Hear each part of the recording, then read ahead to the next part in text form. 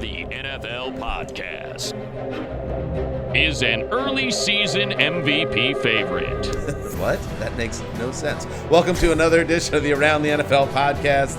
My name is Dan Hanzus. I come to you from a virtual room filled with some heroes. Marc Sessler, Gregg Rosenthal. What's up, boys? Ricky Hollywood, I know we're not to the offseason yet. We're edging there. That doesn't check out, that money drop. Come on in, Erica.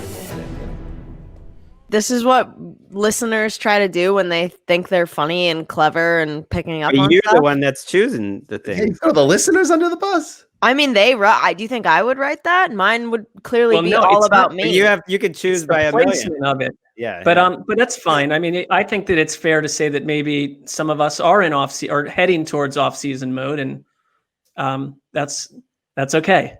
If you're one of those people, I think there's two people on the show right now, based on the tone of Marc's comment. I would claim one, and it wouldn't necessarily be myself, but there's no more to say because I'll just suffer for even having voiced this. You want to walk it back now at all before I didn't claim who I was putting in that world, so you can't. No one should be offended. You should think it's the other two people I'm talking about. Yes, if you do want to send in money tags, please do it. Or send it Erica Tamposi over on Twitter, and you could be a part of the show. Yes, this is the Championship Sunday preview edition of the Around the NFL podcast. It's a good one, boys. Oh, it's a good one because we have guests galore to talk the NFC title game between the Packers and Bucks. We'll have Colleen Wolfe, old friend of the show, who's hasn't been on in a minute, as they say. So she's rejoining us. Can't wait for that. And for the first time, Bill Barnwell from ESPN.com. He does great work over in the NFL coverage for that particular website. He will join us to talk the AFC title game between the Chiefs and the Bills. We also have some news to get through. We'll kind of stick that right in the middle, halftime style. This feels like, Greg, a show not to be missed if you are a football junkie. It's a cracker. Sometimes you get to these championship weekends, some teams, they don't really feel like they belong. Like last year's Packers team, okay, it's like you tried to convince yourself it's Aaron Rodgers, but It's like even the Titans last year. These four teams, I'm saying, like I could see any one of them winning the Super Bowl. It's some good box office stuff. That's a good call. Like Raheem Mostert isn't going to go off for 237 and 4 on some overmatched wannabe contender. Right. I'm with you. This is going to be great football. Let's get into it. Yes, and let's start with the AFC title game. I mean, this is fun. It's championship weekend, and because it's championship weekend, and because Tom Brady is playing against Patrick Mahomes, we had to get an extra special guest to join us. I believe him to be, and I know I'm not alone on this podcast, one of the great football writers out there. And he writes for ESPN, and his name is Bill Barnwell. And now he is joining us for the first time on the ATN podcast to break down the AFC title game. Bill, welcome to the show. Ooh. Oh, this is very spooky. It feels strange that it hasn't happened before, right? Yeah, it's overdue. It's overdue. Right. I've known Bill a long time, since like he was at Football Outsiders, and they would do like events speaking at bars in New York City in around 2008, which is about the time he really wore that "I'm a Giants fan" thing loudly. It's funny to me because Bill and Gregg in some ways like do a similar job for NFL media and ESPN. So it's almost like two titans of the genre, Marc, on the same show right now, and here we are just standing on the shoulders of giants. Yeah, I mean, I'm just along for the ride. I couldn't be more pleased. I shared with you guys the one time that I met Bill for 4 or 5 seconds, and that was a meeting that went sideways. We won't get into that on this show, but I'm thrilled that he's here. We just went through a whole windup before we started taping, Marc, about how that individual who will remain nameless, we can never let that tape get out, and now you're actually referencing it on the show, and now I'm talking about you. You've actually taken it about 15 yards further than I did, so thanks again. All right, let's get on track here. We got Bill here, the great Barnwell. Are you, Bill, you're one of those guys that people call you by Barnwell mostly, or Bill? That's a good question. I would say like college era, Barnwell most commonly. I would say now I feel like I get more Bills than Barnwell. If I like flip my hat backwards, maybe I get more Barnwell. Do you ever get like a hey Barney, That would be someone where I would try to walk away from them. If that's what they're telling me. That's a walk away scenario. I feel like any sort of shortening that ends in Y, unless you're a hockey player, is not okay. That's fair. Good coda. Let's start this way, Bill, because the Chiefs survived by the skin of their teeth against the Browns, and they do that with the help of Chad Henne and a very huge onion hanger of a call there by Andy Reid, and hopefully they get Mahomes back now. Now, on the other side, with the Bills, they have been outgained in each of their playoff games. Their defense obviously stepped up in a big spot against the Ravens and carried the day there. How concerned are you about the fact that the Bills offense is no longer running teams out of the building like they were in December? And how much do you think do they need to return to that form to have a chance this weekend? It's complicated. I think there's a couple of things in play here. I thought they were pretty good against the Colts, right? I mean, the Colts are a good defense, maybe not top 5, but they were very good against the Colts, especially after halftime, once they stopped getting stuck with 90, 92, 93 yards to go for touchdowns. The Ravens are a very tough defense. I thought they did a really good job against Josh Allen and the Bills, but I think something has to change because this formula that they've won these first 2 games with is not sustainable. They have been incredible in the red zone for a defense that was, I think, the 5th worst defense in football in the red zone during the regular season, which is not a sticky stat, but there's no reason why they suddenly should turn into, the 2000 Ravens in the red zone, where they've given up, I think, 2 touchdowns now in 8 possessions, I believe. It was, a missed field goal. It was 2 stops on downs, that 4th down against the Colts, and then, of course, a 4th down late against the Ravens, the pick 6. I mean, you can't count on that happening. And we saw last year with Tennessee, which was a team that was great on offense in the red zone, and then in their upset victories against the Ravens and against the Patriots were 2 of 7 in the red zone in terms of allowing touchdowns. You face the Chiefs, that's a different level of team in the red zone. So Tennessee was not able to be as effective in the red zone, and we saw that formula kind of fell apart. So for the Bills, I think either they have to get stiffer on defense, outside of the red zone, or have that offense come back that was, dominant over the second half of the season, because I think they can't count on holding the Chiefs to scoring touchdowns 25% of the time in the red zone come Sunday. I'm really curious how the Chiefs will play them because, the Ravens were interesting. They're such a heavy blitz team. Mm-hmm. They didn't really blitz Allen. Their 4 guys that were up front were not getting anywhere close to him. The Bills' offensive line has been a great story for them. They've really improved and now one of the best groups, I think, in the league. Mm-hmm. And it kind of worked. You made Josh Allen hold the ball a little bit more. Mm-hmm. And it's the opposite of what the Chiefs did the first time around and kind of how they're generally programmed. Mm-hmm. They got a lot of heat on Josh Allen the first time around. I did go back to watch that, and it was dangerous. And I think it's going to be dangerous to do it again because unlike the Ravens, they don't have great players in the back end. And they sent a lot of pressure at Josh Allen. Sometimes it worked, sometimes it didn't. But, man, guys were open deep down the field. Rewatching that game, it was a lot closer than I remembered. I sort of thought of it as this steamrolling by the Chiefs, but man, there were a lot of opportunities for Allen to make plays. And I guess I would be afraid if I'm the Chiefs of basically every matchup on the field. Like Stephon Diggs to me is, I think, the best receiver in the league. I'd take him even over Adams. If Beasley is Beasley, then you have, Dawson Knox is like everything's a mismatch. And I could see them hitting a lot of big plays if they go that balls out this week. From one film guy to another, I appreciate that because I also went back and watched the Bills-Chiefs game. Dan's gonna make fun of you for that film guy reference there. Here, I know. I went back and watched it, and Josh Allen missed some throws. Like there were plays to be made on the offense in that game, and there were throws maybe the Chiefs were able to make a great play to knock a pass away deep, or Josh Allen missed a receiver by a step because he was under some pressure. I don't know what you guys think, but looking at how the Chiefs played the Bills in that game, how the Bills played the Chiefs in that game on offense, they played too high. They took away the deep plays. They said, hey, if you want to run the ball for 5 yards a carry, great, go nuts. We'll happily have you do that. And the Chiefs pretty much did that all game. I wonder if, from the Chiefs side of things, if they sort of say the same thing here and say, hey, we're going to play too deep. We're not going to blitz a lot. We're going to kind of do what the Ravens did and let you run the ball or let you hit those short passes.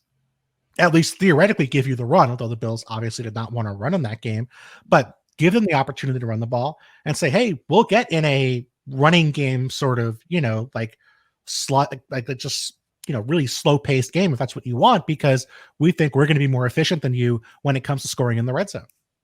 I mean, I also look at the way the Bills handled or attempted to handle Patrick Mahomes in that game. They didn't blitz him once.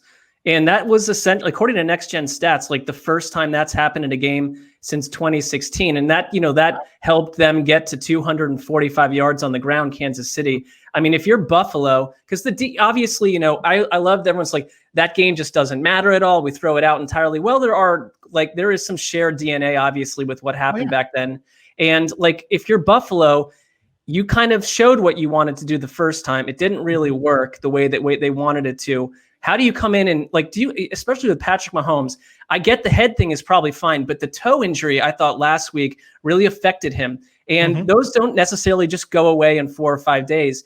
If you're Buffalo, do you take a few chances and just say, we might pay the price, but we have got to try to make Patrick Mahomes on that toe uncomfortable, because I thought it affected his throws last week for sure. Yeah, you got to see, because his legs, I think it's so underrated what a big part of their offense it is, especially in the playoffs, buying time and picking up like 5 yards or picking up key first downs. Like, he reminds me so much of Andrew Luck. He's not as good a runner, but just when he runs, it's like always devastating. And if you take that away from them, then the Chiefs offense is like goes from totally unstoppable to like, slightly less than totally unstoppable. Mostly unstoppable. And they were aggressive last year in the postseason about using Mahomes as a runner in the red zone. I mean, they ran speed options last year in the red zone. They ran Mahomes. They did last week. I mean, that's the reason he got hurt. That's the reason he got hurt. Exactly. They did it last week and Mahomes got hurt. So you got to figure, I mean, Andy Reid has guts. I don't know if he has the same guts to call another speed option with Patrick Mahomes after what happened last week. I hope not. Yeah. I hope not too. So that may impact their efficiency in the red zone as well. Much has been made of it, but I think when you actually look at the Chiefs' schedule this season, it is fairly remarkable that they've won basically every week since week 5, with the exception of week 17 loss that didn't matter, and those wins are by since the bye 2, 4, 3, 6, 6, 3, 3 the loss, and then they beat Cleveland by 5. Crazy. Obviously, you kind of throw out the game against Cleveland on some level because Mahomes gets hurt, but even then, I think that game had a good chance of ending up close either way. Yeah.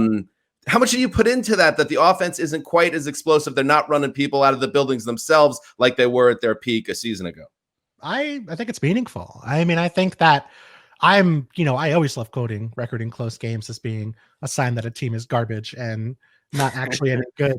I don't know if I'd say that about the Chiefs, but I do think that they are not as good as their record seems to indicate. And I think that, last year, the reason they were able to turn things on in the playoffs, the reason they were able to just, absolutely just make those phenomenal comebacks and just blow away teams when they got hot is that they were incredible in the red zone. They were like 13 of 14 scoring touchdowns in the red zone. And you kind of thought, okay, well, maybe they'll turn it back on again in the playoffs, because they weren't that team again during the regular season, and they weren't against the Browns. They kicked field goals against the Browns. They did stall out against the Browns. And of course, Harrison Butker didn't miss a field goal, which didn't help matters, but it wasn't like they were, they were moving the ball, but it wasn't like they were dominating inside the 20. And so I think that's why so much of this game to me comes down to what happens in the red zone, because I think, I don't think this offense is cooking at the level where I think they can hit 4 or 5 50-yard plays, especially against the Bills team that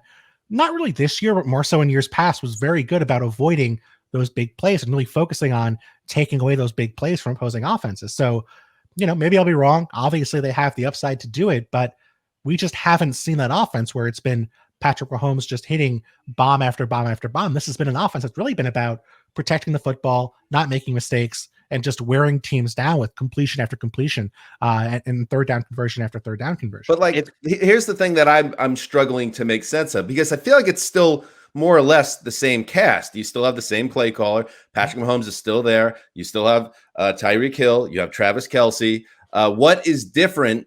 Maybe it's up front. I know they had Clyde Edwards-Helaire that we, on balance, think made the offense better, but now he's out of the picture anyway, potentially. Like, why aren't they that way? Because I don't see a huge difference personnel-wise. They're not the same, though. I think that's been underrated. Like, they lost their best offensive lineman Mitchell Schwartz. He's not coming back. And then last week, imagine if any other team in the playoffs went into the playoffs without their number 2 wide receiver, who, by the way, has like the best playoff track record of any receiver of the last 5 years, Sammy Watkins, and without their number 1 draft pick, who's also their starting running back and gives them a lot extra juice. People would say, oh, that team's like a little banged up. But the Chiefs, it feels like, it doesn't really matter. It's the Chiefs. And I get that they're like 3 and 4 on the pecking order, and they're way less important than Kelsey, who's just like on another level right now, and Tyreek Hill. But those 2 guys really matter. And those 2 guys might be playing this week. They are practicing. It sounds like Edwards-Helaire might play. If I'm a Chiefs fan, I love that Darrell Williams had a nice game last week, because their running game has been so bad. And I really do think that'll help them out to be balanced. If they are not balanced, but I just mean when they hand it off to get 6 or 7 yards, and Edwards-Helaire returning and Watkins returning, like, I think that would make a big deal. Okay. I'm obligated by our friend Evan Silva to call Darrell Williams the mentor to Clyde Edwards-Helaire. That's his nickname. Mentor. He's fine. I do think the offensive line is a legitimate concern. Losing Mitchell Schwartz is a huge problem. I mean, it didn't affect them as much against the Browns as I would have expected, because they did really they really put a lot of pressure on Myles Garrett in the first half with reading him and, running those jet sweeps past him to slow him down. And then he got hurt and wasn't the same player in the second half of the game, wasn't available even for chunks of the second half of that game. And they're not very good in the interior. Their guards aren't all that effective. Eric Fisher is okay at left tackle. I mean, this is a team where you can beat them up front. And we know that, Patrick Mahomes is going to make plays against pressure, but you'd still rather have him with, a clean pocket. You'd still rather have him be able to, drop back and make plays without having to run the ball for 10, 11 seconds to try and find an open receiver. So I do think that the rest of the team around that core is not the same as it was a year ago. I mean, I think it's big to have Matt Milano back in the Travis Kelce conversation. He wasn't there the first time. I still look at this offense, and the Browns are a completely different defense, but it's like maybe you bottle up Tyreek Hill for a bit, but then Travis Kelce goes nuts. The Bills have to have an answer for that. I just want to see also, because one of my favorite things that happened last weekend was the Bills. It was like one of these box score phenomenons that just delighted me. You got 3 minutes to go in the first half, and there has been one run by the Bills, and it's been Josh Allen. And it's like, I kind of think it's like what you do if they were just being real. And like, I wasn't a game where I thought that Allen and Daboll were in sync early on, and the way that we've seen to some degree, but they just kind of went for it and said, F our running game. We're just going to throw the ball left and right. I don't know if they really are a team that can get back to balance. Devin Singletary can do some things to damage. Like, isn't that with them? It was more extreme, obviously, this past week, because it was just ridiculous that they didn't have any running plays.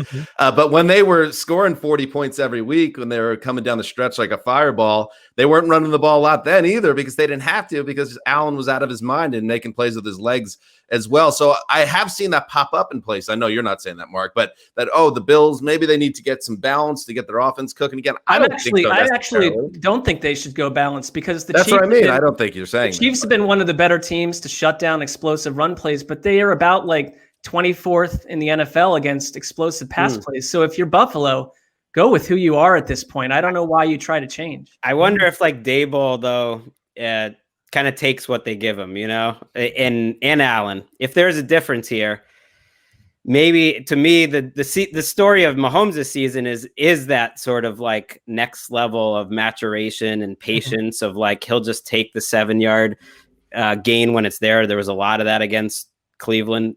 Certainly there was a lot. It kind of started in week 1, that Texans game, and then the Bills game. Like, to me, that's part of the story of the Chiefs this year. I don't know if Allen and the Bills are there yet. I kind of don't think either defense is going to get many stops. But to me, that is like the slight difference, is maybe Reed and Mahomes are a little more patient, that they'll take what's given. And I almost forgot that we need to do this on this show, but that is why I'm going to lock up the old Chiefs. And I know Mark's got to just go against me, because that's just what he's going to do. He has to in the lock competition. That's where we're at now. It's getting tight. So I'm one up on Mark. The other guys are all out of it. I'm one up on Mark entering the last 2 weeks. So at some point, he's got to make a move and go against me here. You have to. I will lock up the Bills, because there's only 2 more weeks to do this. But I had a thought of maybe locking up a different team that I thought was a cinch this week, and then hoping that Gregg falls off. But let's just do the old lock off. Okay. Beautiful. I mean, you can do it that way. Hey, Bill, not Barney, not Barnwell, Bill. Is it too late for me to throw out the old, I know an X factor for the Bills, John Smoke Brown? Are we giving up on him ever making a big impact? Because this could hypothetically is a game where he can be a difference maker if we believe that he can get right physically. We have a Chiefs team here that we know are aggressive in the secondary. We know that whether it's Tyrann Mathieu, whether it's their corners, they're going to go for plays. They are susceptible at times to double moves. Now they have the athletic ability to catch up and make plays, but if you have a guy who's an incredible deep passer in Josh Allen, and you have a guy in John Brown who can get open, wouldn't be crazy. I mean, made good plays last week, John Brown. He was there. He was active. He was making plays. He looked healthy. I mean, I wouldn't rule that out in the slightest. We've seen Sammy Watkins last year, where he was a non-factor for most of the season after week 1. And then suddenly in the postseason, who has the big play to seal up the AFC Championship game? It's Sammy Watkins. Who has the play, the Darrelle Revis fantasy play where he stacks Richard Sherman and goes for a 40-yard gain? It's Sammy Watkins. So I don't think you can rule anything out with John Brown based on how he played earlier this season. I think that we've watched like 20 plus of these championship games, 30, and it's like there's always unsuspecting characters that pop up in the final 5 to 6 minutes of these games who are etched in history. And it's not someone that we're probably spending this week talking about. It'll be a defensive back, the 4th defensive back on one of these teams. I think it could be the receiver depth, because like if Watkins returns, I think that helps them, or DeMarcus Robinson, whatever it is. I love the like I'd be a little worried, if I'm a Bills fan or a Chiefs fan, like the depth at cornerback for both teams is pretty weak. We don't know if Bashaud Breeland's playing. Tre'Davious White, sneaky, has struggled about 2 or 3 straight weeks. So like if your best player is struggling, whether he's matched up against Kelsey or Hill, like then it goes down to our old Sky Sports colleague, Josh Norman. Are you going to trust him one-on-one? I don't know, in a big spot. Or it's the other way around. It's like Gabe Davis versus some of these Chiefs cornerbacks. I don't know. I think I'm just wishful thinking, because whether it's the Chiefs or not, I just want a lot of points. And by the way, if Chad Henne starts this game, I'm changing my lock. That's allowed. I'll probably That's not a lock. Well, yeah, then I flip it right to the Bills probably if Chad Henne's playing. Right. Well, I won't be flipping to the Chiefs in a lock off in that scenario. Yeah, I could see a Josh Norman pass interference penalty having a big role in this game somehow. Yeah. And can I ask you guys one question? Go ahead, Bill. Please. Conspiracy theory-esque question. Now, there have been people who have said during the second half of the season, oh, the Chiefs are just saving their money plays. They're saving their creativity for the postseason. That's why the offense is so boring. Did we see enough last week early in that game, or do you think they're possibly saving it for this game or the Super Bowl? Do you think Andy Reid still has stuff in the tank, and Eric Bieniemy still have stuff in the tank that we haven't seen this year? Yes. You do? Okay, I like that. I think pretty much every time we say that about an NFL team, they do not have the patience or the. I don't think they've been saving it, but Andy Reid always comes up with something. It's Andy Reid is probably like, hunched over a napkin right now, coming up with something that no one's seen before, just because it's Andy Reid. If you said this about some other, trash bag team, do I think the Detroit Lions are saving things on a week-to-week basis? I don't think that they've figured out the fundamental playbook to begin with. Kansas City and Andy Reid, totally different situation. How about this, Marc? Alternate reality as a Browns fan. Obviously, things didn't work out the way you wanted to last week. Patrick Mahomes stays healthy, and you still get back into the game, and then this trick play that they've had waiting, they kill you with like a minute and 14 seconds to play with a trick play that becomes legendary. Look at it that way. You might have lost the game last week, but it could have been a heart-wrenching loss with that hidden trick play coming out. That's possible. I think if Mahomes had played that whole game with the way Cleveland's defense is, that would have been like a 45-point output. And I'd still think Kansas City tried to show as little as they could against the Browns. No, I don't know if they're saving up, but man, I never doubt me some Andy Reid. Marc, you were saying on this show last week that people don't see what's happening with the Browns and there's something special going on here. You can't now say it was going to be a 40-burger drop. Oh no, I'm just saying that was before the game. The way that I watched, that start to take place, I'm confident they would have scored 40. I also said that none of us know anything, and most of what we say turns out to be wrong. So it's true. Bill, before we let you go, I would love a pick for both games this weekend, and then plug what you're up to other than your fine work on the ESPN.com. I will go Chiefs. Sorry, Marc. It's okay. You've kind of been a Bills guy. Awkward. I will go Bucks. I will say the Bucks heat up Aaron Rodgers enough to win that game. Ooh. And the Bill Barnwell show, your podcast, check it out. That's true. If he's not going to pump himself up, we got to do it. Last time I saw Bill was at the Combine, and we went to dinner with someone who wouldn't shake our hands and said we should not be hugging because of coronavirus. And they were right. And Bill and I were kind of like, oh, come on. You're taking a little Was it like Dr. Fauci? Yeah, Who was this? like, you're on top of it. It was Dr. Anthony. It was. I was like, you're right. It was also, like, surprisingly during that dinner, a real tape dog. That's the term we use. We don't watch film around here, Bill. We are tape dogs. We tape dog it. All right, Bill Barnwell, thank you so much, buddy. It was a long time coming, and you did not disappoint. Best wishes and stay well, my friend. Thanks, wonderful. Bill. Thanks. Thank you. There he goes, Bill Barnwell, really breaking it down, as he always does. Before we get to Colleen Wolfe and the NFC title game, boys, let's hit some news. Just tell you right now, 57's firing. He's the new Clowney. Hey, you don't play Mike. Why would you line up there? Right here. Put your hands up, tell everybody you made the play. You like last one. Put your hands up, tell everybody. Well, he took it off. That's technique. If his helmet came off, that's a penalty. Run! Hey, run! Quit just making up alerts. You hear things, you scream, reverse, you don't know what's coming. One of the great trash talkers, wholesome trash talker. He's like a Daniel Jeremiah of the football field, where he's going to come at you with fangs, but he's not going to be foul-mouthed about it. A lot of daggergummit and things of that nature. Phillip Rivers, what a personality, what a player, and he is now an ex-player. Phillip Rivers announced this week he's retiring from the NFL. That ends a 17-year career. One of the great passers in history, a unique player in both his personality and his ability to procreate with his wife Tiffany, and also with that amazing sidearm delivery, just funky looking, and it didn't look like it should work, but damn did it work for almost 64,000 passing yards, ranked 5th in NFL history. Gregg, he was always a favorite of yours, and so I'm curious about your thoughts, but let's start here. Are you surprised? Because it surprised me. I didn't think there was any way he was walking off that year with the Colts. Maybe there's more to the story than we know about conversations he had with front office officials in Indianapolis. Are you surprised this is the end of the road for Phil Rivers? I am, just because he so clearly loves his job so much. But then when I read the explanation that it's been his lifelong dream to coach high school football, you usually would read that and think like, oh, that's just something athletes would say. Like, I believe it. It probably is his lifelong dream, and he sees his sons in 7th grade now. He wants to get going with that program that he's the head coach of now in Alabama. Like, and I buy it, that he's just like, he's also probably feeling like he's going out on a relative high note. I know they lost, but I thought he played well this year. He showed he can still play. And it doesn't feel like you're dragging him off the field. Like, I think he'll have a good memory of his time in Indianapolis. I had the pleasure of driving around yesterday, and speaking of Matt Money Smith, obviously as the play-by-play guy for the Chargers, he got to know Phillip Rivers really well.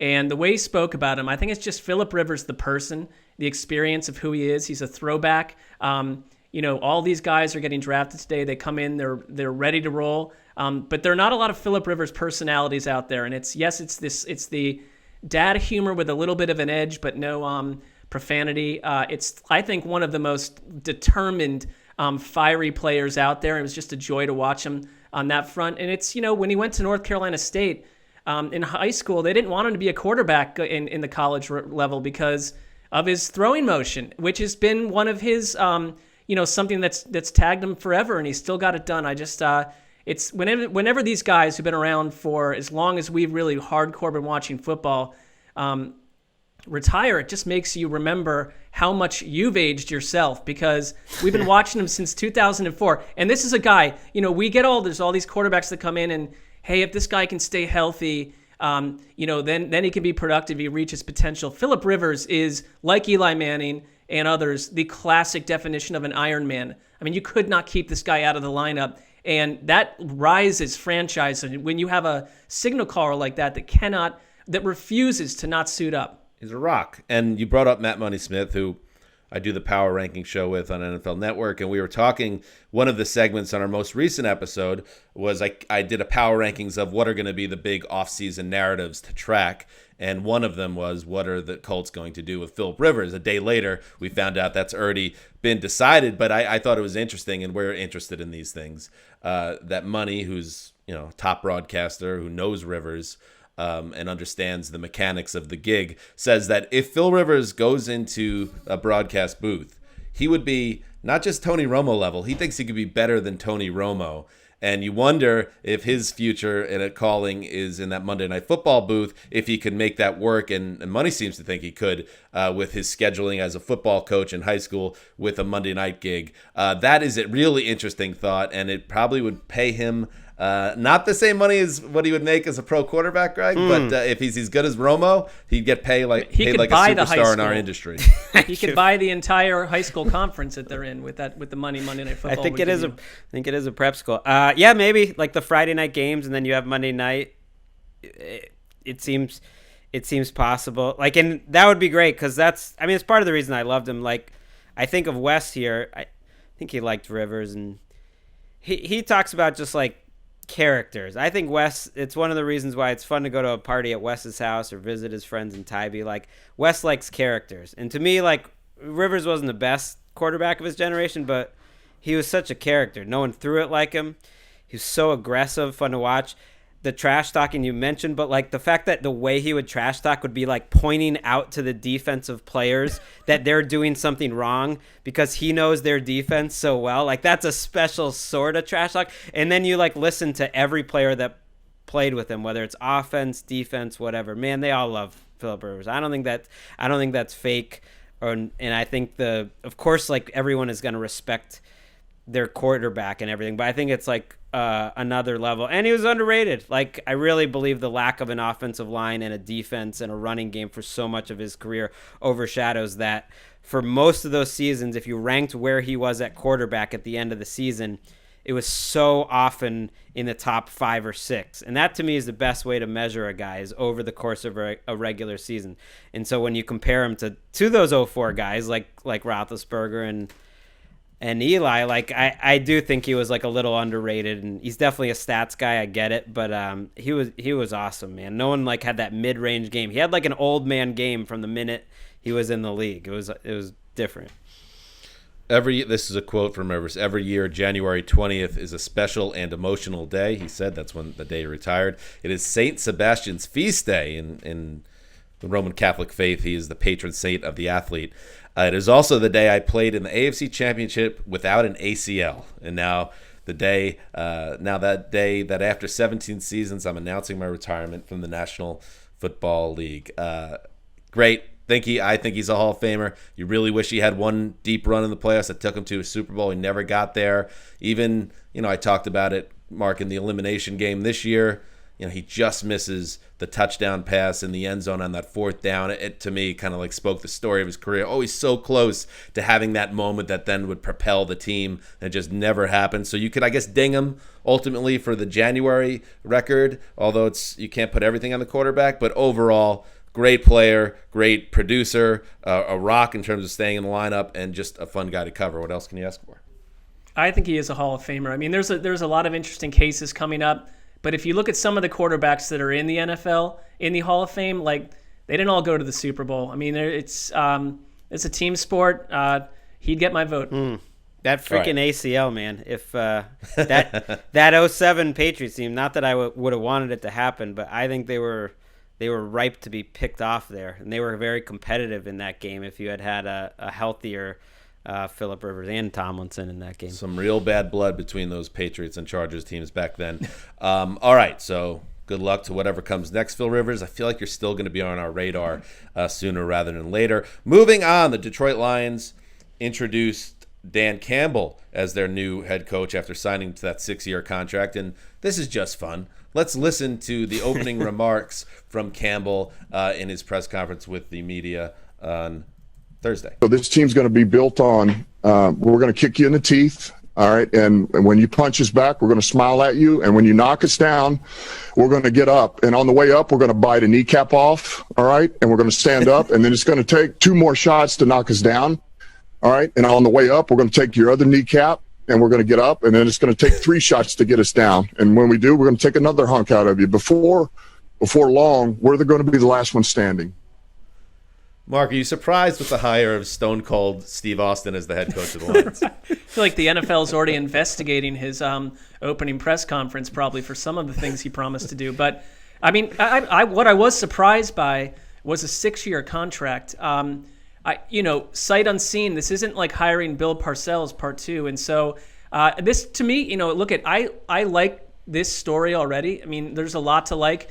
If it goes well, I feel like it's going to go really, really well, or it's not going to play at all. And like it's because of that's his personality. Does this register? And what's the rest of him about? I like the whole idea of it, but it's a huge wait and see for me. But they're showing tremendous faith with a 6-year deal. Yeah, I I just love that he's going to be part of our lives. I mean, maybe biting people's kneecaps off is like the new Moneyball. Like that's the way to get an advantage in the NFL. Just I don't think so. bite some kneecaps. It's just funny because they hired Chris Spielman, and I really like Chris Spielman as an analyst on Fox. He was actually one of my favorites, even if I didn't always agree with him. But they basically hired Chris Spielman to like hire another version of Chris Spielman, because that's sort of how Chris Spielman talks, is like this ultimate macho tough guy. I love that he's this huge like Miami Beach looking bodybuilder type, but like packed into this suit, but he kind of talks and looks like Jeff Bridges. I think it was Rotopad who pointed that out. Like he talks like the dude. Like everything about it's great. I don't know if any of it's going to work. He hired Aaron Glenn, who a lot of people really like, as defensive coordinator. And he did say some things in that press conference about their offensive philosophy that was much more about like what the Saints do and matchup based, and I thought intelligent. That that didn't get as much play, but I think he's a Saints coach, so he's going to take a lot of what they did and try to apply it. In other news, sad news to report out of Green Bay, Wisconsin, former Packers general manager Ted Thompson, the man who drafted Aaron Rodgers in his first draft in charge at Green Bay, traded away Brett Favre, helped build that championship team that won Super Bowl 45. He has died, sadly. Matt LaFleur, the head coach, alerted the media. 68 years old, just 68, Ted Thompson. Played 10 seasons in the NFL in the 70s into the 80s. Was the GM for Green Bay from 2005 through 2017. He moved into a consultant role starting in 2018 because of declining health. And now we learn that he has passed away. Very sad. And I will just share a memory I had. This is the first year we're not going to the Combine in a decade. And I used to love the Ted Thompson press conferences at the Combine.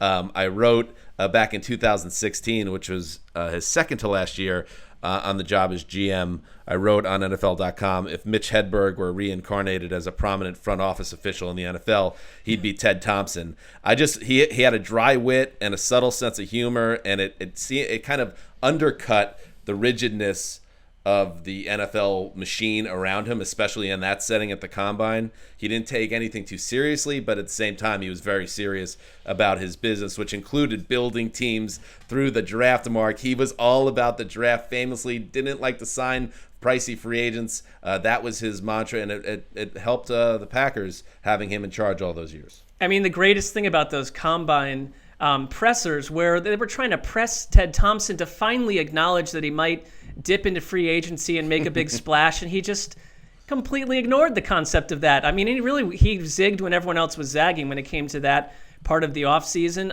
and it worked. I think the one thing that these general managers have this incredible power at is you completely have the ability to change a franchise forever. And who had a bigger imprint? I mean, the Packers have had a number of great general managers, but in the Rodgers era, I mean, it's all about Ted Thompson, and they have a whole different philosophy now, but he was very memorable and is a huge part of what Green Bay did.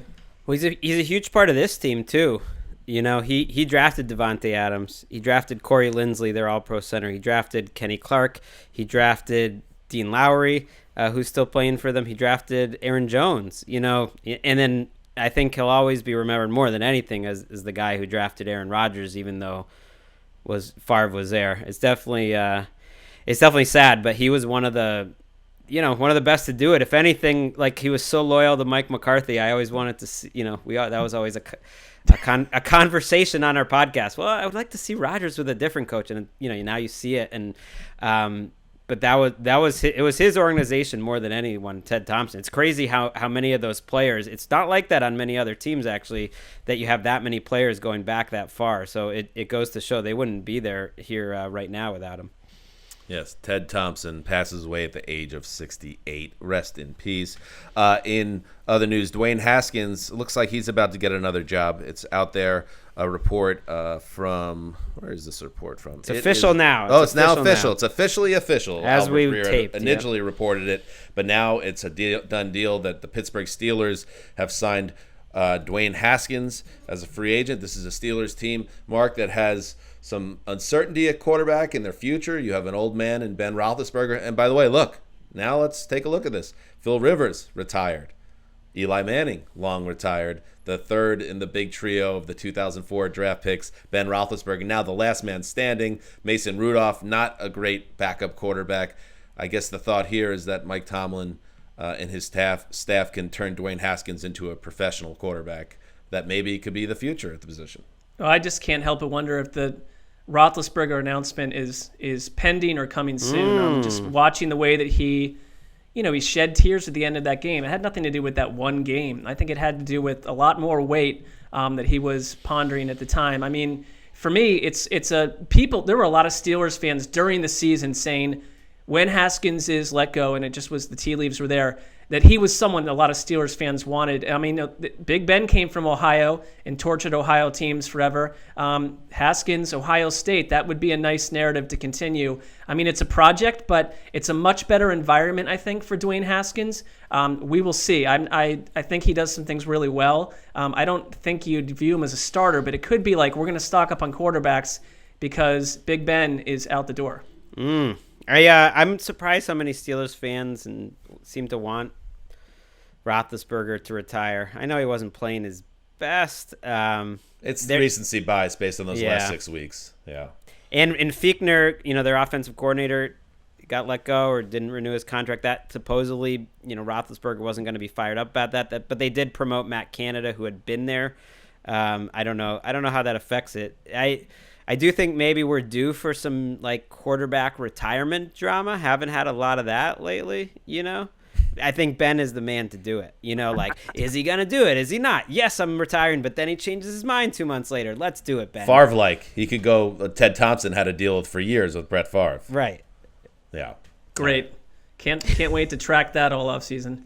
And finally in the news, this just went down, and it's a big deal for the Eagles and all the fans out there. And speaking of Eagles fans, she wasn't scheduled to join us for a few minutes to dig in on the NFC title game. But since the Eagles have zeroed in on a new head coach, let's bring her on a little bit early. The great Tiny Box, Connie Fox, Colleen Wolfe. Welcome back to the show. What's up? Hi, great to see you guys. Love to see all your faces, and I really just love to hear this song. So I'm just trying to come on as many times as I can to hear it. Turn that up in my headphones. I feel cooler I mean, after I listen to it. It's a new day in Philadelphia. It's a new day in I America. have to figure out. I want to start driving around the neighborhoods here, just tearing it up with this song, just blaring. Maybe roof off. Who knows what's gonna happen? What are the neighbors like around you right now? They don't talk to me. I don't know any of them. I've been in your neighborhood. I don't think that would play well down there, from what I've seen. There's a lot of children. Let's get into it, Connie. You must fit right in. Exactly. The Eagles have a new football coach locked and loaded here, Connie. It is Colts offensive coordinator Nick Sirianni, rap sheet, Garofalo, Tom Pelissero report. I mean, I've been down this road before. If we get to the point where we have 3 of the quote-unquote insiders on our network all sourced reporting on it, just make an NFL network. You don't get to use the names anymore. If I was in the newsroom, but I'm not and haven't been since March, and even if I was, it wouldn't matter. Doesn't matter. None of this matters. Doug Peterson is out, as we know, after that 4-11-1 campaign. So the Eagles make that surprise move to dump Peterson. I'm pissed off, Angelo. And he's pissed off. He's probably taking a year off. But here is Nick Sirianni. Connie, we don't know much about Nick other than He was with Frank Reich, who's obviously that's a good guy to be working with and under. Your initial thoughts? Do you have any initial thoughts on what's going on with the Eagles here? Well, this all just happened. So it's all pretty new, pretty fresh. We heard that obviously he was in the mix in terms of somebody that the Eagles were interested in, him and Josh McDaniels. So I guess this is better than Josh McDaniels, but I don't really know, because this guy, we've never seen him as a head coach before, first timer, and Philly is not exactly an easy place to be first time any position, I think. That's in fair. Anything, especially when everyone is judging and watching your every move. Plus he inherits this quarterback situation, which I'm not sure how that's going to go down. It's pretty complicated. I feel like it's a messy situation, considering Howie Roseman, the GM, is clearly very married to Carson Wentz. I read an amazing article in the Inquirer that Jeff McClain had up about the giant poster that is plastered on Howie Roseman's wall in his office of Carson Wentz. So that just kind of sets the table. Welcome to Philly, Nick. Yeah, there you go. And just by a little way, some background for listeners. He's 39 years old, Sirianni. Came into the league as a quality control coach in Kansas City under Todd Haley in 2009. 4 seasons there, then moved up to wide receivers coach there, moves to San Diego, 5 seasons with the Chargers as their quality control coach. I don't know what that means. QB coach, wide receiver coach, and then he got the call to be the OC. Gregg, for me, it's this is my initial thought, and I have, like we said, this is kind of a hire where you're going to have to wait it out and see whether this guy can play the guitar, if you will. But my whole thought when you dump Doug Peterson is you better get somebody in there that's going to inspire the troops and be an upgrade over the Super Bowl winning coach. And we'll see if he is. But again, with Peterson, it was maybe about Carson Wentz more than anything else. Right. I think the reports, that Eagles management, and they were doing it down in Florida. I like when the team does that. Come to my owner's huge mansion in Florida. We're going to do our interviews there. We're not going back to that facility in the middle of winter. Who do you think we are? I think the reports that say they basically told the coaches, you're going to work with Carson Wentz. I think that was part of it. I mean, what's your plan for helping out Wentz and fixing this situation? So I think Sirianni, who worked with Frank Reich, probably sold himself on that. He was not the play caller, though, in Indianapolis. Frank Reich does. Sometimes some people think play calling's a little overrated. So he's a quarterbacks guy, working with Rivers in San Diego, and then Indianapolis with, I guess a trio of quarterbacks, Luck and Brissett and Rivers. It's a big gamble. It feels like it's you have to get this one right. For this brass, I think, Howie specifically, they're attaching themselves to Wentz and Sirianni, and that's it. And if you're an Eagles fan, there's probably part of you that thinks it felt like we kind of went with Andy Reid's guy for the last coach. We went with Frank Reich's guy for this coach. Wouldn't it have been nice to just keep Andy Reid or Frank Reich, I guess? If they're the ones kind of picking our coaches. Also, certainly Marc, Andy Reid. Jalen Hurts, Marc, he put a lot of good tape out there at the end of the season. So this feels to me, Marc, that it could be a dangerous situation in terms of locker room chemistry and the locker room maybe being siding with one quarterback over the other. And now you insert this rookie head coach in, as Connie said, a volcanic market in Philadelphia. We'll see. This could be a tricky one. It's the thorniest landing spot out there east of the Texans because of everything we've mentioned. And this is they still have the front office that drafted Jalen Hurts, but has, life-size posters of Carson Wentz in the general manager's that part of it's office. Weird, right? I mean, they're the ones that drafted Hurts. Supposedly, I don't know. It's well, right. And Roseman and Jeffrey Lurie are 2 peas in a pod. So I just think you come in. I think, number one, Doug Peterson seemed to lack the authority to hire his own staff to some degree over the past couple of years. And I think that was an issue between them and why they parted ways, that they wanted to change the way they did things. And now Sirianni comes in with the general manager and the owner completely linked in a mind meld over Carson Wentz starting, when I would imagine most of the fan base is kind of done with Carson Wentz on some level after what you've seen from Jalen Hurts, who this team drafted highly and put themselves in this situation. So quite murky. If I'm Sirianni, I might want to be Doug Peterson and take the paid year off, but that's not an option for him. Wow. All right. Okay. Colleen, is the Carson Wentz artwork or poster or whatever it is behind Howie Roseman the most troubling decor since the Alex Rodriguez Minotaur painting in his foyer? I never forget about that. Like, I have never, ever once forgotten about that. And it's really haunted me because at the time, I remember I was just dating. I wasn't married to John yet. And I remember how horrifying. Who? John Ronald Gonzalez, born March 12, 1977, is an American sports writer who's married to NFL media broadcaster Colleen Wolfe. John, who's a Pisces, resides in Los Angeles with his wife and 2 dogs. The thought of just like walking into some guy's house that I just met and seeing that on the wall, or not just met, but you know what I mean. Like we've had a courtship. Colleen we're just hanging told out. on herself. Some checkpoints. That would be Single horrifying. So thanks for bringing it up. You really got it. walked into that one. And what a World Series they had against your Phillies in 2009. We can get into that too, maybe at some point on another It's show. Like John and I had that just met 4 hours earlier. I was there. I watched the Yankees clinch against the Phillies. So strange. How You have were you there. been? I was there too. I mean, how have I not been at that game? Any clinching game for the Yankees? Notice Gregg is at every historical event ever brought It's up. Forrest Gump. All right. And It's quite amazing. afterwards, they just played on loop New York, over and over and over. Tough. And we had to like tape raps and do interviews and everything. And they just didn't stop. So I mean, I'm a Red I Sox really- fan, so I got out of there fairly quick. But I watched the little good for you. enjoyment for a couple minutes. Tough sitch. All right, Connie. Yes. That's what's happening in the news. Let's now move to the NFC title game. And, Colleen, love it. Can't wait to see Aaron Rodgers on the stage in his building against the Tampa Bay Buccaneers. And all the focus is on Aaron Rodgers against Tom Brady. But as we know, in our league, in our sport, it's not actually those two guys like in ancient Rome with swords and shields fighting each other. No, it is. It is. Which would be It's cool. what it I is. would watch that. And I don't know who I'd pick to win that. And we'll get to that later. It's actually, to me, the matchup I care more about is Aaron Rodgers and this offense that is so beautifully designed against the Tampa Bay defense, which just embarrassed Drew Brees in potentially his last game. How do you feel about Aaron Rodgers and Green Bay here? Do you think they're going to continue to roll offensively?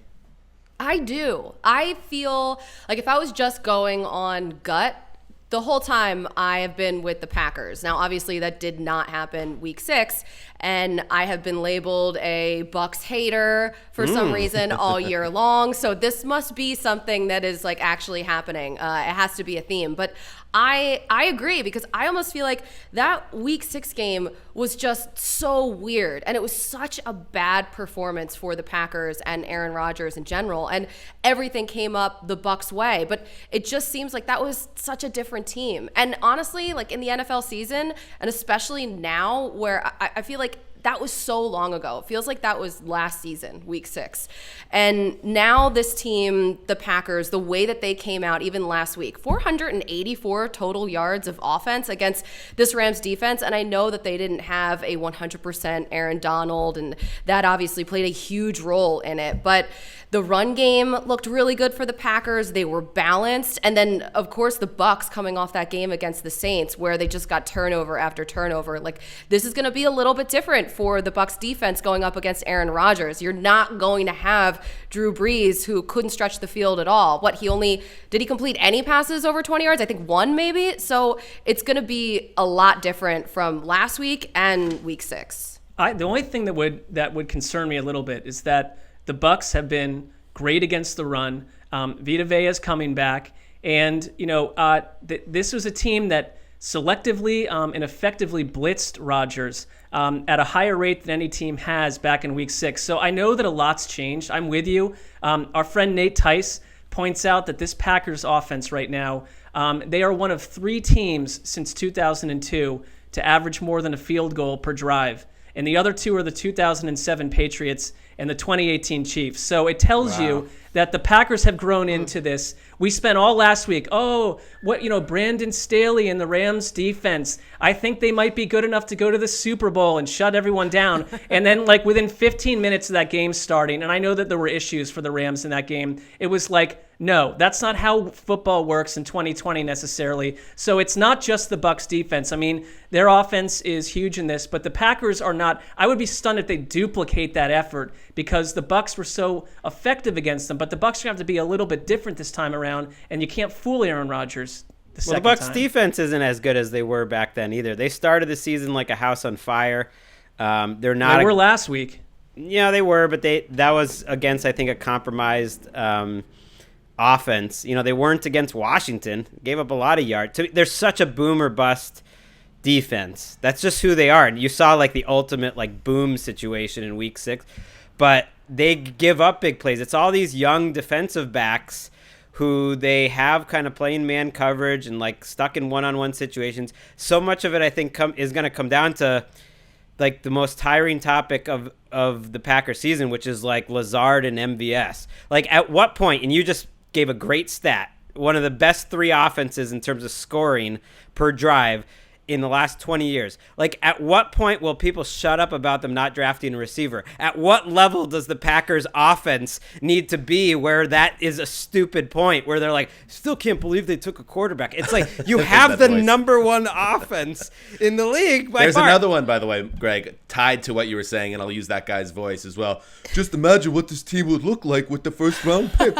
Right.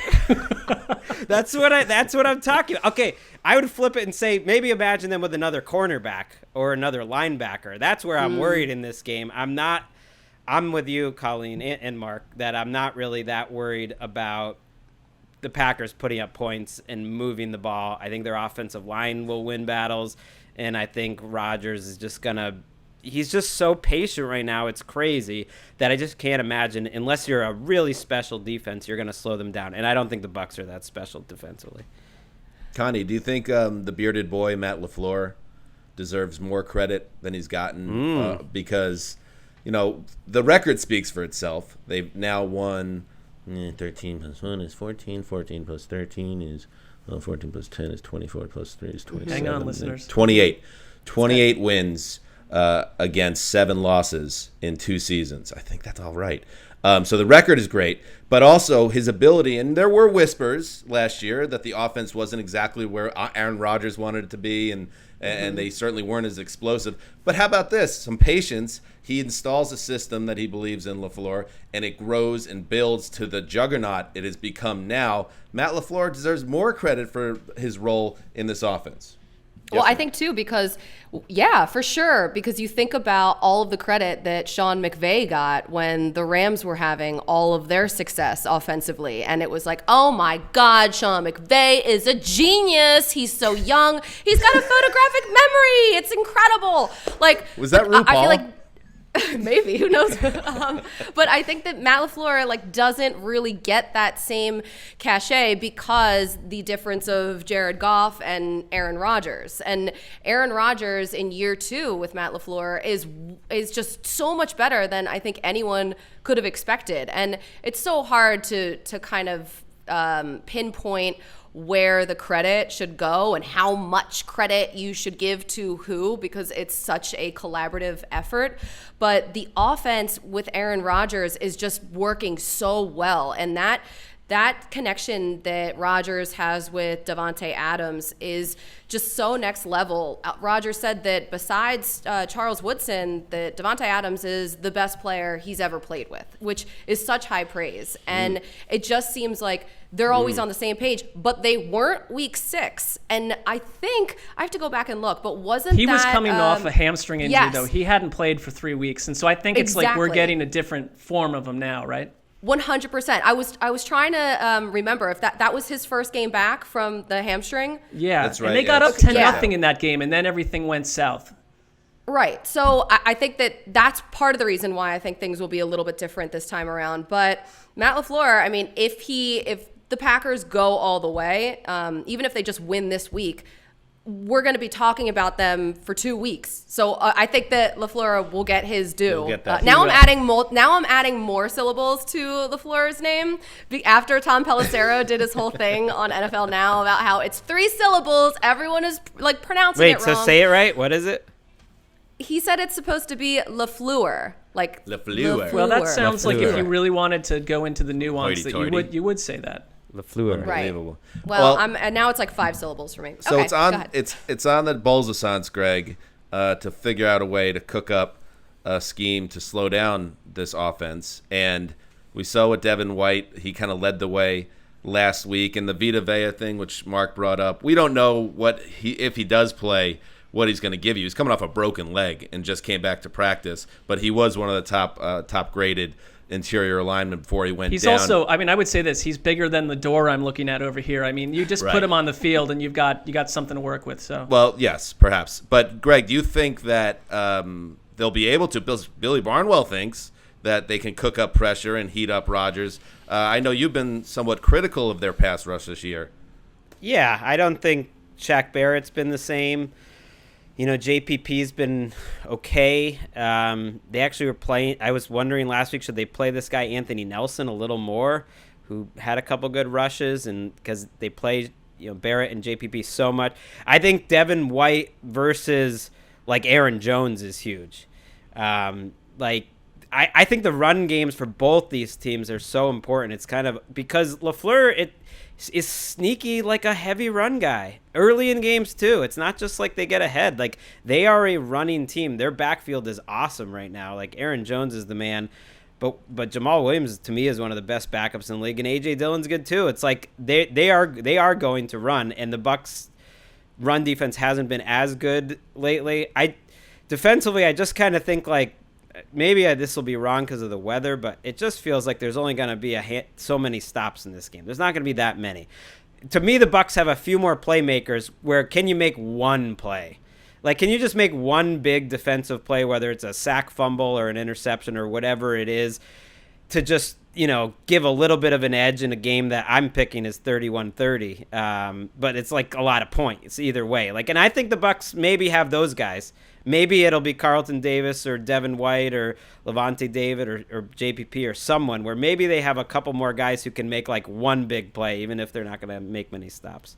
And don't forget what Devin White did for this Packers team, actually, because after that Week 6 game, Devin White told reporters that Green Bay didn't deserve to be on the field with them. I mean, you don't think that I know Yikes. Matt LaFleur was asked about it this week. You don't think that that's going to play a part in the locker room this week? Do you think they're going to try harder? It will. They're going to try harder. Yeah, I think they're going to try a little harder, little bit. Well, hold on. just a I touch. think Colleen has a point because you're dealing with Aaron Rodgers, who nothing, it sticks to him. And he had a quote also, I love this, because I thought he was shooting an arrow right at our podcast and maybe even myself. He said, we got a lot of comments about how we were the worst 13-3 team they'd seen last year. Not getting a lot of those comments this year. So, yes, I think some of this stuff does matter, and I think it does register.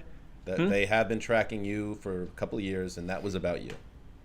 That's Well, why. you know what? That's why Every Rodgers time- did Kyle Brandt's How podcast. often do you claim? How often do you claim that some quote that you throw out there has been tracked by a head coach? It's Got him. utterly absurd. We all know it's absurd, and we go along with it. Got him. So there, Would you like throwing to- It's the so same- easy, I'm Marc. throwing it Sometimes same it's out. fish in a barrel.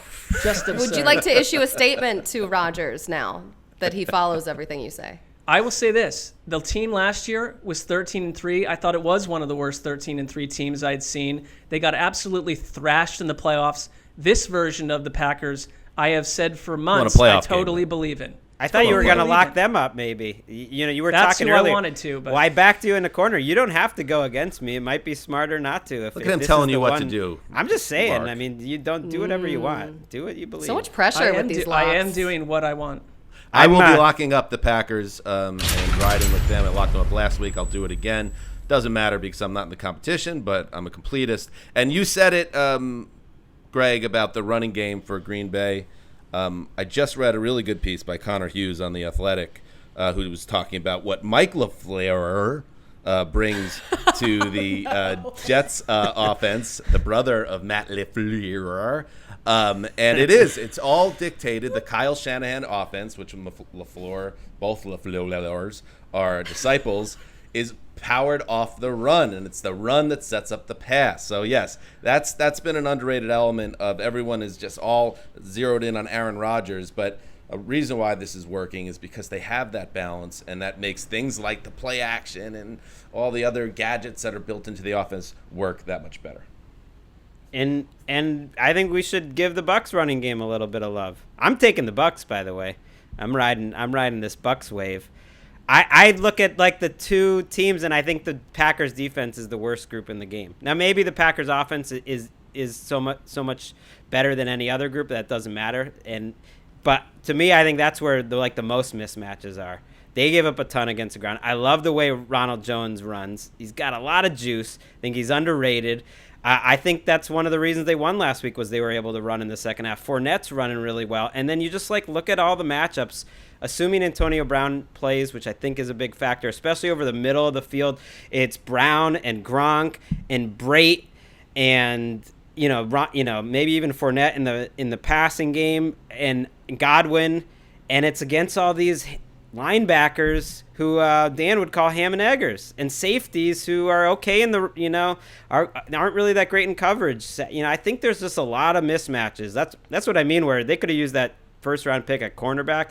And these two quarterbacks, there's no one better at adjusting. We're back with the draft again. We're back there. I'm there. back. Just Oh my imagine God. what this there's no one defense better would look like. There's no one better at adjusting than Brady and Rodgers. And so I think they'll both find mismatches as the game goes along.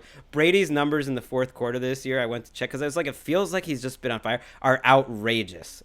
He has closed games so well. And this feels like a game where it's whoever has the ball last wins. That's what I'm hoping for, and I think it'll be the Bucks. Connie, what's your pick in this game? Both games, in fact. Oh, okay. I'm going to go with, what, do you want to score too? Just Packers. I'm going to go with the Packers. Okay. And then I'm going to go, we don't really know what's going to happen We're with the assuming quarterback Mahomes situation, plays. right? Assume All right, I'm going to go with the assuming, Chiefs. I want the Bills to win, though. I don't want to be right about that game. Then just pick the opposite. Pick what you want, Why not? Go with your heart. Nah. I'm in it to win it. Anybody else have a There's thought no prize for me. on this game? Greg, buried in that little notebook that you use with your Japanese pen. Anything you want to empty out before we say goodbye? Real quick. Yeah. Yes. If Connie. Greg doesn't have one. Yes, and I have a final it. I had question one. for I you, had one Connie. But quick go ahead. one, but I want to All hear Connie's first. Colleen, Greg, Okay. and then a last question for. Okay. And mine will be quick. But I was surprised that the Bucs offensive line held up as well as they did last week against the Saints pass rush, considering they were down Alex Kappa and they were bringing in Aaron Stinney at guard for his first NFL start ever. And they did a really good job. So I'm wondering how they're going to match up with the Packers pass rush, considering they went off on Goff. They sacked him 4 times last week. Kenny Clark was constantly in the backfield. Rashawn Gary is getting better and better. So that could be a matchup to watch. That was kind of mine. How about that? I mean, I'm with you. I think the two lines should dominate. They're better, but I think if something that could prove everything I just said about the Brady wrong is if Rashawn Gary and Zadarius Smith go have a game. That's where their difference makers are. The two of them, Gary is playing really well, and Kenny Clark all together. If they could win that matchup, then it kind of blows up everything I said. They're the chance for the Packers defense right there.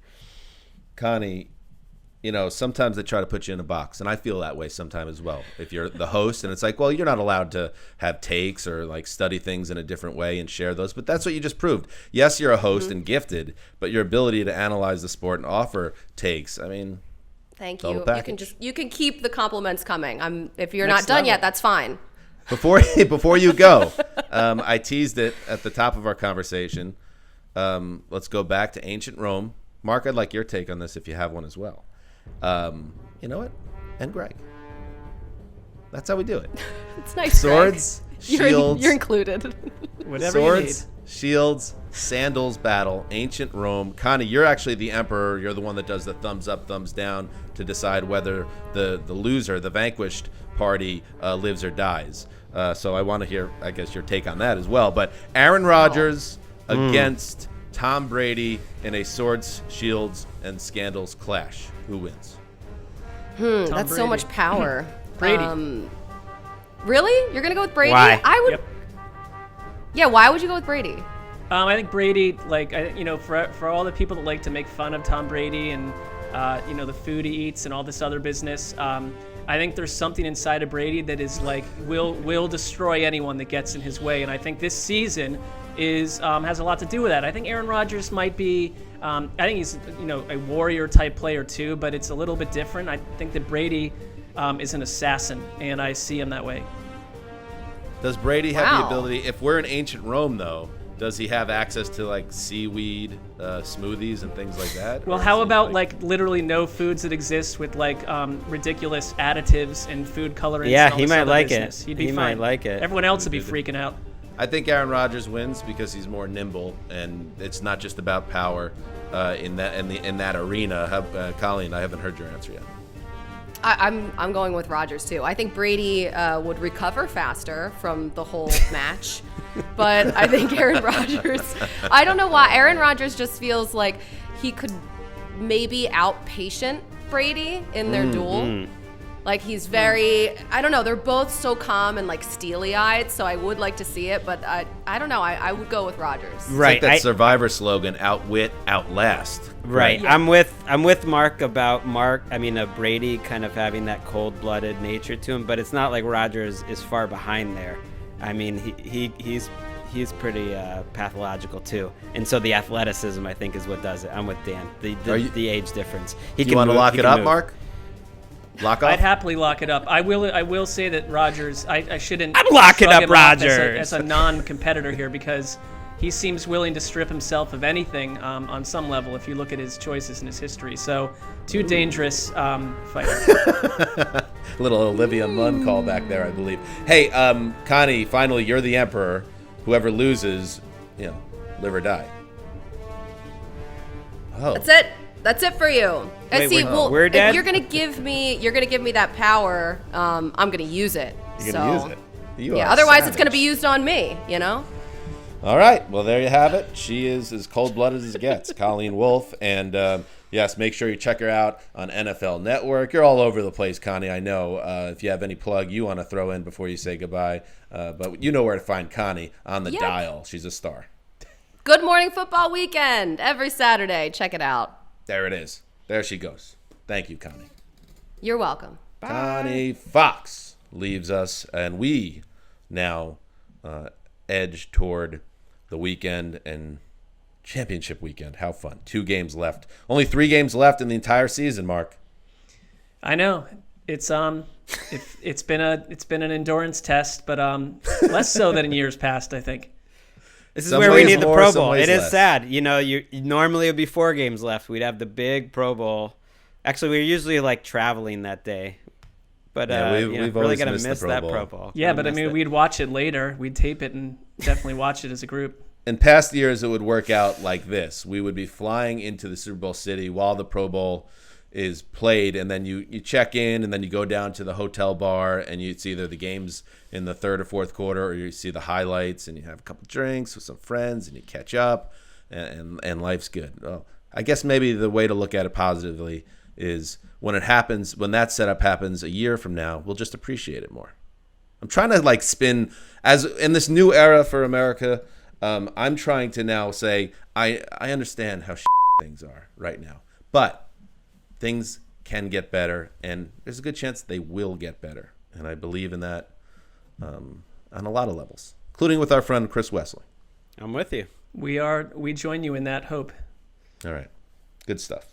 All right, we'll be back Friday, tomorrow, on the NFL Network ourselves, the Around the NFL show.